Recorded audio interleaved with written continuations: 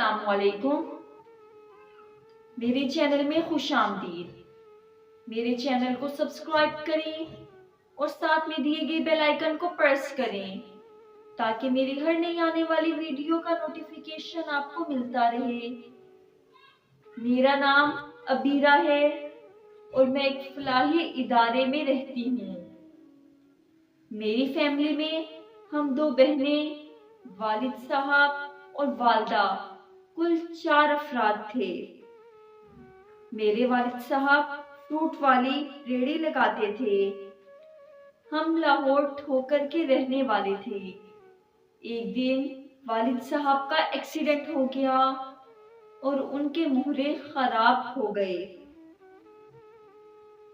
अपनी औकात से बढ़कर इलाज करवाया, मगर मेरे वालिद साहब सेहतयाब ना हो सके। वालिद साहब की जगह रेहड़ी अब मेरी वालदा लगाने लगी, मगर जितना वो कमाती उससे दुगना वालिद साहब के इलाज पे खर्च हो जाता। हम दोनों ने भी लोगों के घरों में काम करना शुरू कर दिया। वालदा और मेरी बहन काम पे चली जाती। वालिद साहब की देखभाल मैं करती, जबकि दोपहर को बड़ी बहन फारिग होकर आ जाती तो सेकंड टाइम में लोगों के घरों में काम करने के लिए मैं चली जाती। जैसे तैसे करके गुजारा चल रहा था, मगर वालिद साहब का सही इलाज नहीं हो पा रहा था। किसी आदमी ने एक प्राइवेट अस्पताल से ऑपरेशन करवाने का मशवरा दिया।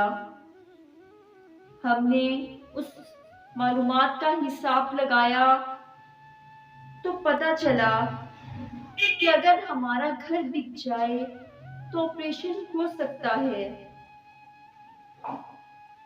अगर घर बिकने के बाद मैं ठीक हो जाऊं तो एक न एक दिन मैं मर जाऊंगा।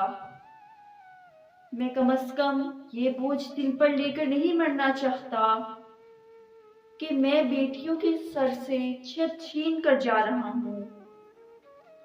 वालिद साहब की ये बात सुनकर मैं सिसकियां लेने लगी, जबकि मेरी बहन हिचकियों के साथ रोने लगी।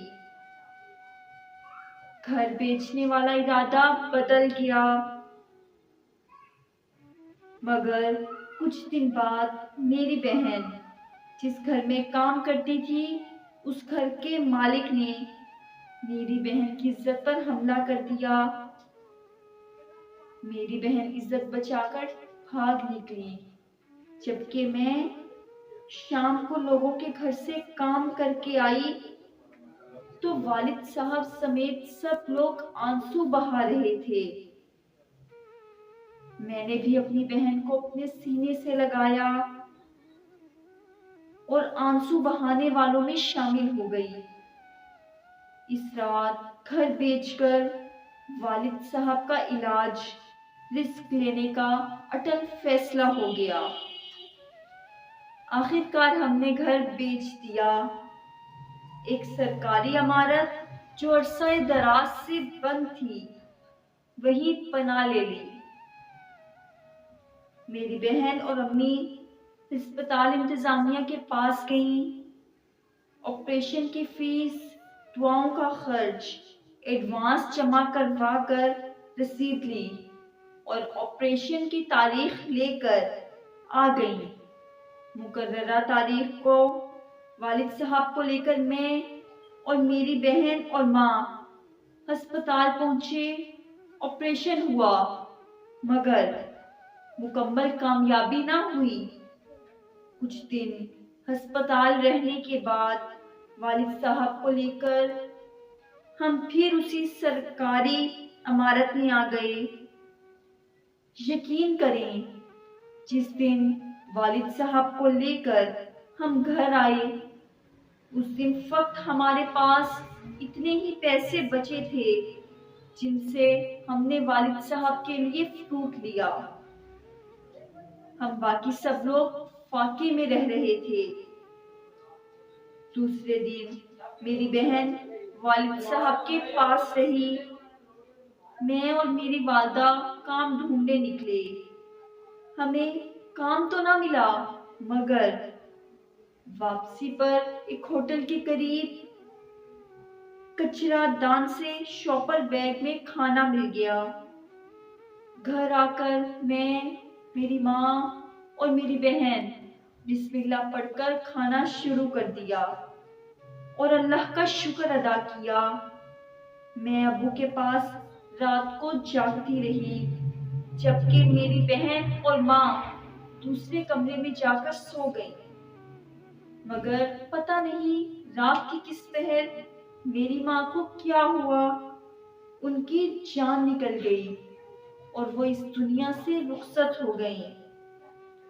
صبح اٹھ کر میری بہن نے مجھے سارے واقعے کے بارے میں بتایا اور کہا، ابھی شور نہ کرنا، میں کہیں سے ماں کی کفن دفن اور قریب کی جگہ کے لیے پیسے لے کر آتی ہوں۔ میں بہتے آنسوؤں کے ساتھ بہن کی طرف دیکھ رہی تھی۔ میری بہن نے مجھے سینے سے لگایا اور کہا کہ اگر مجھے 2 دن بھی لگ جائیں تو 2 دن بھی انتظار کرنا، کسی کو ماں کا نہ بتانا، والد صاحب کو بھی نہیں۔ میں نے خاموشی سے بہن کی بات سنی اور دیکھتے دیکھتے میری بہن میری آنکھوں سے اوجھل ہو گئی۔ میں نے اپنے سگے باپ سے بھی ماں کی موت کی بات چھپائی۔ میری بہن نے مجھے جاتے وقت یہ بھی بتایا تھا کہ میں مر کر بھی ماں ہی رہتی ہے۔ ماں کی لاش سے ڈرنا نہیں، بلکہ یہی سمجھنا کہ ماں زندہ ہے، دوسرے کمرے میں موجود ہے، جیسے ہی آواز ہوگی آ جائیں گی۔ یہی سمجھتے ہوئے چپ چاپ باپ کے پاس بیٹھی رہی۔ میں نے کسی بھی طرح سے والد صاحب کو ماں کے مرنے کا معلوم نہ ہونے دیا۔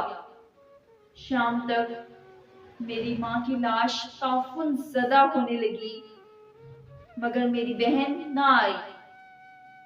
صبح فجر کی اذان ہو رہی تھی۔ میرے والد صاحب گہری نیند سو رہے تھے۔ جب میری بہن آئی اور مجھے سینے سے لگا لیا، میں سسک اٹھی۔ نماز کے بعد ہم دونوں بہنوں نے والد صاحب کو بتایا۔ وہ مرد تھے۔ انہوں نے ہم سے کفن دفن کے پیسوں کا پوچھا تو میری بہن نے بتایا کہ 30,000 روپے ہیں میرے پاس۔ میری بہن کو میرے والد صاحب نے امام مسجد کے گھر بھیجا۔ امام مسجد اور ان کی بیوی جب ہمارے گھر پہنچے تو میری ماں کی لاش سے اٹھنے والے تعفن سے ان کو اکائیاں آنے لگی۔ خیر، امام صاحب نے جنازہ پڑھانے کی حامی بھری، قبر کی جگہ لے کر دی اور امام صاحب کی بیوی نے میری بہن کے ساتھ جا کر کفن خریدا۔ امام صاحب کی بیوی نے کفن پر کچھ آیات لکھی اور کھڑے ہو کر ہمیں بتاتی رہی کہ ایسے غسل دو۔ ہم دونوں بہنوں نے اپنے ہاتھوں سے اپنی ماں کو غسل دیا۔ مسجد میں اعلان کے بعد 8-9 آدمی آئے۔ قریبی قبرستان میں میری ماں کے جنازے کے بعد سپرد خاک کرائے۔ جس دن میری ماں کو مرے ہوئے تیسرا دن تھا، اس دن میری بہن گھر چھوڑ کر چلی گئی۔ میں نے لاکھ منتیں کی، مگر اس نے کہا کہ وہ مجبور ہے اور جانے سے پہلے مجھ سے سینے سے لگاتے ہوئے فقط اتنا کہا کہ میری لاڈلی بہن، اللہ تجھے اپنے حفظ و امان میں رکھے۔ اگر والد صاحب کا انتقال ہو جائے تو والد صاحب کا کفن کمانے کے لیے درندوں کی اس دنیا میں نہ نکلنا، بلکہ ہو سکے تو گھسیٹ کر کسی چوراہے پر لاش رکھ دینا، کوئی خدا ترس نہ دے گا۔ اتنی بات کرنے کے بعد میری بہن نے میرے کندھے سے لگ کر فقط 3 سسکیاں لی اور چلی گئی۔ میرے والد صاحب کا انتقال ہو گیا۔ میں نے بہن کی نصیحت پر عمل کیا۔ اس کے بعد یہاں رہنے آ گئی۔ یہاں میں نے سلائی کا کام سیکھا۔ سلائی سے جو پیسے کماتی ہوں ان کا کفن خرید کر رکھ لیتی ہوں۔ یہاں کسی کا بھی انتقال ہوگا تو کفن میں پہناتی ہوں۔ لاکھ انتظار کے بعد بھی پتہ نہیں کیوں میری بہن کبھی لوٹ کر نہیں آئی۔ پتہ نہیں وہ کہاں ہے، کس حال میں ہے۔ وہ اس دنیا میں ہے جہاں میں رہ رہی ہوں، یا اس دنیا میں ہے جہاں میرے والدین رہ رہے ہیں۔ یہ دنیا بہت ظالم ہے۔ یہ تھی میری آج کی سٹوری۔ مجھے امید ہے کہ آپ کو پسند آئی ہوگی۔ پلیز لائک کریں، کمنٹ کریں اور اپنے دوستوں میں زیادہ سے زیادہ شیئر کریں۔ Thank you.